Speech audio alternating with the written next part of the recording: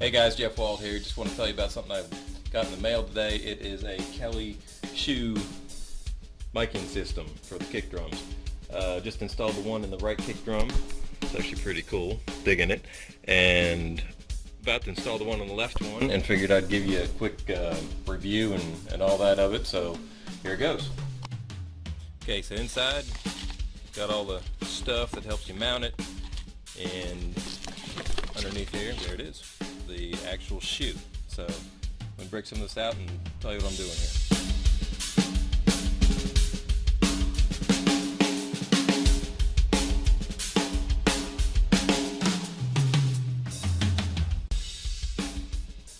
Okay, first thing I'm going to do, I'm going to take out 6 of these screws.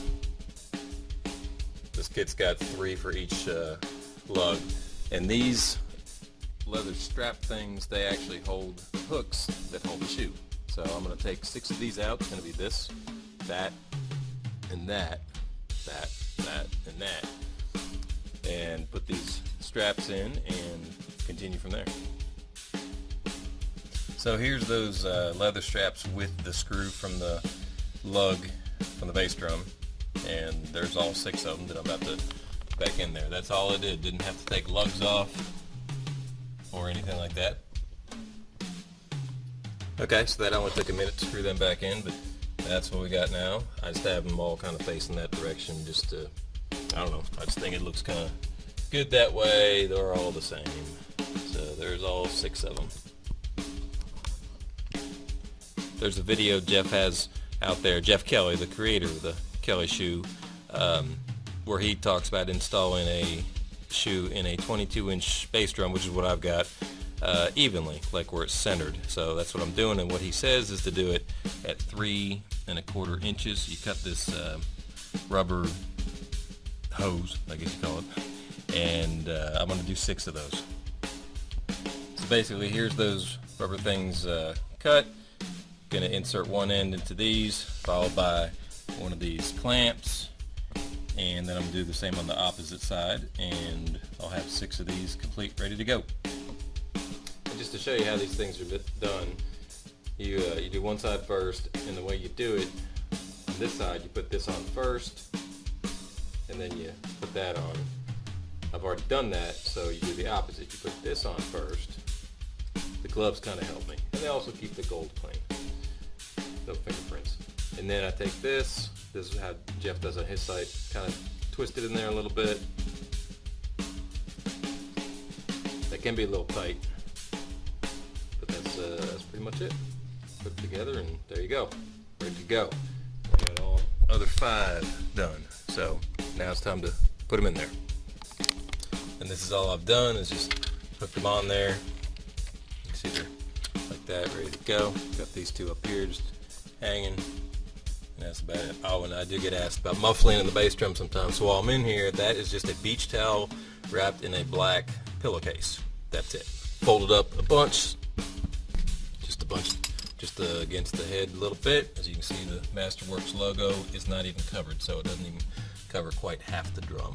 I like as much of the shell to be uncovered as possible. So that was another topic. This is another question I get a lot of questions on, is how I place the kick drum mic. This is pretty much how I do it. It's really because it's the only options I've had with placing, this stand through the porthole of the resonant head. So this is what I've been stuck with. So far, I'm always shooting for, it may not be exactly off center. I've heard sometimes the angle a little bit off, so you get more of the kick drum sound versus the smack of the beater on the head. So that's what I'm going to shoot for. You'll see it in a second, but it's going to shoot for right about there, halfway from that to the bearing edge, and on the same level. So here it is on the actual shoe.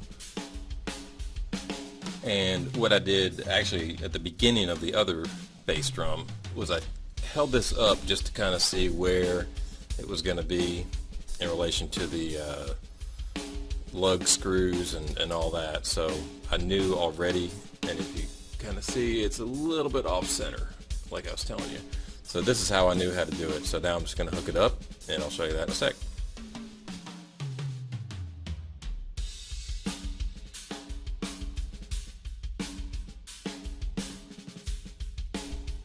pretty much it. This is sitting there, it's pointing off center like I wanted it to, and you know, it's secure in there. And all I'm going to do now is run the cable to there. I wrap it around this little knob, and then it comes around here, kind of sits in that little notch, and then I'm going to run it underneath that, or over underneath, so that when it comes out of the porthole, it's not actually touching the bottom of it. That way I don't have to worry about any vibration stuff. So that's how I did the other one. It's not touching. It's very close, but it's not touching. So here goes that part. And it'll probably settle down a little bit more, but that's the basic idea. I just have it wrapped around there. It naturally just kind of sits in that and doesn't touch the reso head. And I just have it sitting on top of that. So put the head back on. So here's the finished. On there, barely, well, not touching, barely not touching, and it's in there. No mic stands for, you know, anyone to trip over, anything like that. And the real test will be right now when I try the sound. So here's that.